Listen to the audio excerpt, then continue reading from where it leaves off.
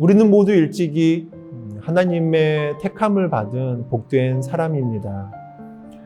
이것은 너무나도 엄청난 은혜이신 그 구원을 받았고 또 하나님의 자녀로 그것을 누리는 행복한 사람입니다.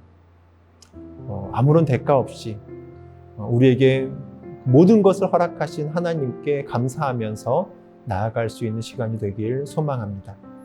오늘의 말씀을 함께 읽겠습니다. 하나님이 우리에게 주시는 오늘의 말씀은 신명기 33장 26절에서 29절. 이스라엘 백성아, 너희의 하나님과 같은 신은 달리 없다. 하나님이 너희를 도우시려고 하늘에서 구름을 타시고 위엄 있게 오신다. 옛부터 하나님은 너희의 피난처가 되시고 그 영원한 팔로 너희를 떠받쳐 주신다. 너희가 진격할 때 너희의 원수를 쫓아내시고 진멸하라고 명령하신다. 곡식과 포도주가 가득한 이 땅에서, 하늘에서 내리는 이슬에 흠뻑 젖는 이 땅에서 이스라엘이 평화를 누린다. 야곱의 자손이 안전하게 산다. 이스라엘아, 너희는 복을 받았다. 주님께 구원을 받은 백성 가운데서 어느 누가 또 너희와 같겠느냐? 그분은 너희의 방패이시요 너희를 돕는 분이시며 너희의 영광스러운 칼이시다. 너희의 원수가 너희 앞에 와서 자비를 간구하나 너희는 그들의 등을 짓밟는다. 사람마다 생각의 차이로 오해가 생길 때가 많이 있습니다. 행복이라고 하는 것은 환경보다 생각에 의해서 좌우되는 것이죠. 불행한 사람은 어디에서도 불행을 찾고 또 행복한 사람은 어디에서도 행복을 찾습니다. 행복은 조건이나 환경을 초월해서 현실 속에서 얼마든지 누릴 수가 있습니다. 그런데 왜 행복을 놓치며 살아갑니까? 하나님의 축복과 사랑과 은혜 속에 살면서도 그 행복을 온전히 느끼지 못하기 때문입니다. 행복이라고 하는 것은 그러기에 깨달음에서 나온다라고도 말할 수 있는 것이죠. 하나님의 백성은 무수한 하나님의 은혜를 받고도 그 자신들의 행복을 잘 깨닫지 못했습니다.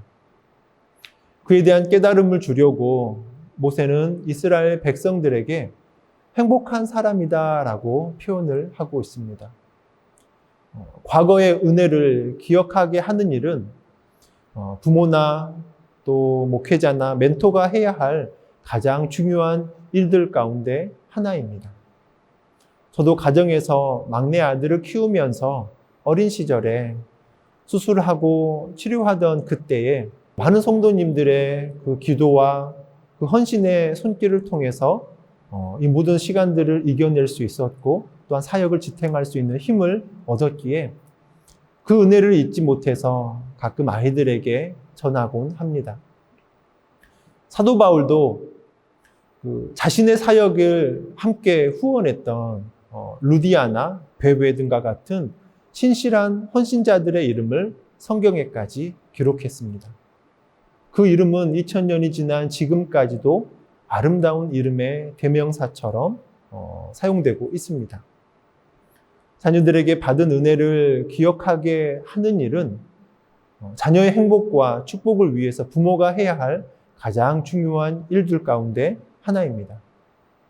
과거의 은혜를 기억하는 삶, 그것은 새로운 은혜를 예비하는 삶의 모습이 됩니다.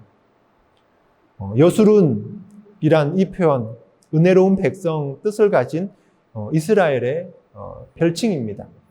모세는 하나님이 이 세상에 어떤 것에도 비할 것 없는 유일무이하신 분으로서 이 여수룬을 돕기 위해서 정말 그 하늘에 그 위엄을 나타내신 시적 표현으로 함께 우리에게 들려주고 있습니다.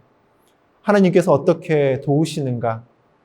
그들의 안전한 처소가 되고 하나님의 영원하신 팔로 그들을 대적으로부터 안전하게 지키시고 보호해 주심을 도와줄 것이다 라고 27절에 기록하고 있습니다.